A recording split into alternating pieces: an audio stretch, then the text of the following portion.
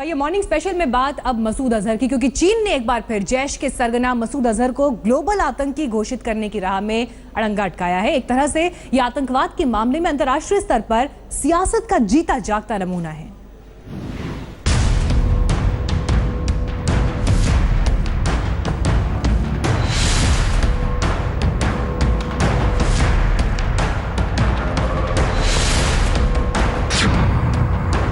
आतंक पर ट्रंप गिरी से सख्त पकाया Pakistan. Let me ask you about some of the countries that won't be on the list. Afghanistan, Pakistan, Saudi Arabia. You're going to see. You're going to see. We're going to have extreme vetting in all cases. And I mean extreme. चीन की चकल्लत से बचेगी मसूद की जान।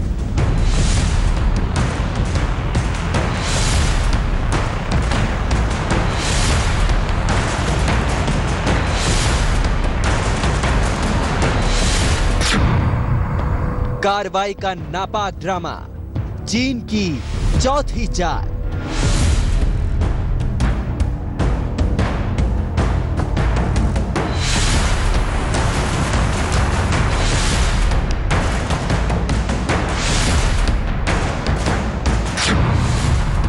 हाफिज पर पर्दा, अब दोहरा वार तोड़ेगा आतंक की कमर।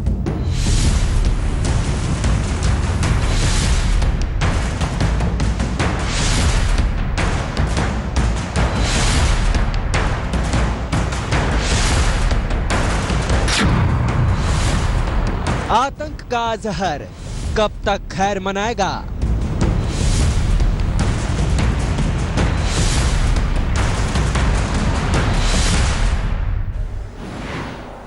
पाकिस्तान लगातार भारत के दुश्मनों को पालता आ रहा है और लंबे अरसे से भारत इस मुश्किल से भी जूझ रहा है। लेकिन अमेरिका में डोनाल्ड ट्रंप के राष्ट्रपति बनने के बाद ग्लोबल माहौल बदला है और इस बदलते माहौल में पाकिस्तान के लिए हरकत अब आसान नहीं होगी। लेकिन चीन अक्सर पाकिस्तान का मददगार बनकर इस मामले में सामने आ जाता है।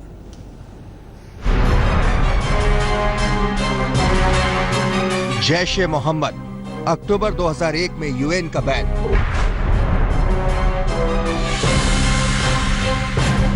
जैश-ए मोहम्मद, दिसंबर 2001 में यूएस का बैन।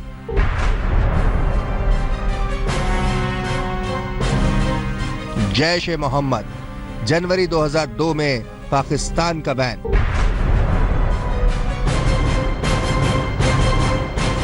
जैश सरगना मौलाना मसूद अजहर 16 साल से छुट्टा।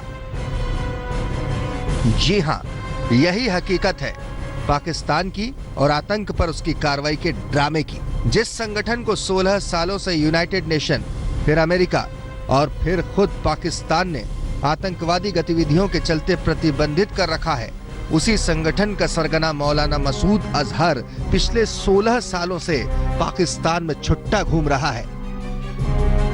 कभी रैलियां करता है, कभी आतंक के धंधे के लिए चंदा जमा करता है, लेकिन पाकिस्तानी हुक्मरान आंखों पर पट्टी बांधकर बैठे हैं।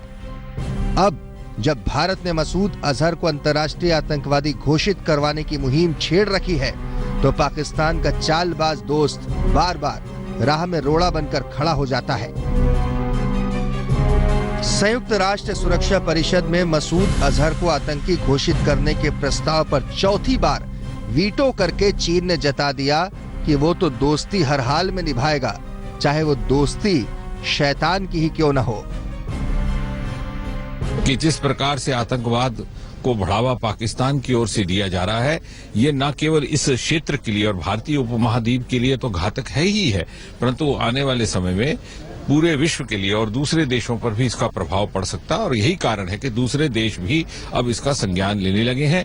और जो लोग इससे सहमति जताने में असफल है या डिनायल मोड में है, भले ही वो पाकिस्तान स्वयं हो, भले ही वो चीन हो, उनको भी देर सवेर इसका खमियाजा भुगतना पड़ सकता है। मोदी सरकार और पूर्व अमेरिकी राष्ट्रपति बराक ओबामा के तालमेल के चलते आतंक पर नकेल कसने की मुहिम बीते सालों में तेज हुई है। इसी मुहिम के चलते जैश सरगना मौलाना मसूद अजहर को ग्लोबल आतंकी घोषित करने की बार बार कोशिशें की गई, लेकिन चीन हर बार आतंक की ढाल बन गया। 2016 के पठानकोट हमले के बाद यूएन में मसूद अजहर के खिलाफ प्रतिबंध के प्रस्ताव को चीन ने रोका। सितंबर 2016 तक टेक्निकल होल्ड के बाद चीन ने 3 महीने के लिए प्रतिबंध का प्रस्ताव फिर रोका। दिसंबर 2016 में चीन ने प्रस्ताव पास होने पर फिर से रोक लगा दी। जनवरी 2017 में मसूद पर प्रतिबंध के प्रस्ताव पर चीन ने 6 महीने के लिए तकनीकी रोक लगा दी। हालांकि भारत के लिए चीन की ये चाल नई नहीं है, लेकिन चीन शायद ये भूल रहा है कि अपनी नीति के चलते वो खुद को पूरी दुनिया के सामने आतंक का हमसाया साबित कर रहा है। हमें इस घटना के बारे में जानकारी मिली है और हमने चीन की सरकार के साथ इस मसले को उठाया है। लेकिन भारत के सामने सवाल है कि अब विकल्प क्या है। आतंक के खिलाफ मोदी ट्रंप की जुगलबंदी के कयासों से पाकिस्तान में हड़कंप तो है, लेकिन पाकिस्तान फिर भी आदत से मजबूर है। ट्रंप की चेतावनी से सहमे पाकिस्तान ने जमात उद दावा चीफ हाफिज सईद को नजरबंद करने का ड्रामा तो कर दिया, लेकिन कार्रवाई के नाम पर भारत से फिर सबूतों की मांग करके उसने जता दिया कि वो लकीर पीटने से आगे बढ़ने वाला नहीं है। शायद पाक हुकूमत और उसकी सरपरस्ती में पल रहे आतंकियों को भरोसा हो चला है कि चीन की चालबाजियों के बूते उनकी जान हमेशा महफूज रहेगी। मसूद अजहर के मसले पर भारत और चीन के बीच भी बातचीत हो चुकी है, लेकिन चीन अपनी चाल बदलने को तैयार नहीं है, चाहे दोनों देशों के बीच रिश्तों में नई गर्माहट की कोशिश ही कुर्बान हो जाए। बहरहाल भारत के सामने चीन से बड़ा सवाल आतंक के आकाओं का है और माना जा रहा है कि इस बड़े सवाल का जवाब अब ट्रंप मोदी की जुगलबंदी से ही निकलेगा। आज तक ब्यूरो। दरअसल चीन ने मसूद अजहर नहीं बल्कि पाकिस्तान को बचाया है और ऐसे में गृहमंत्री राजनाथ सिंह से आज तक ने खास बातचीत की। पाकिस्तान में पल रहे आतंकियों पर गृहमंत्री राजनाथ सिंह ने आज तक से एक्सक्लूसिव बातचीत की। साथ ही चीन ने जिस तरह से मसूद अजहर को लेकर स्टैंड लिया उस पर भी उन्होंने जवाब दिया। इस कार्रवाई को सिर्फ एक दिखावा बताया।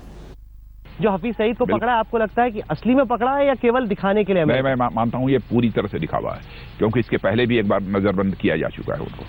ये पूरी तरह से दिखावा। आप सीरियसली नहीं ले रहे? नहीं, उनके खिलाफ सीधे कठोर कानूनी कार्रवाई होनी चाहिए, चार्जशीट होनी चाहिए, बिहाइंड बार होनी चाहिए।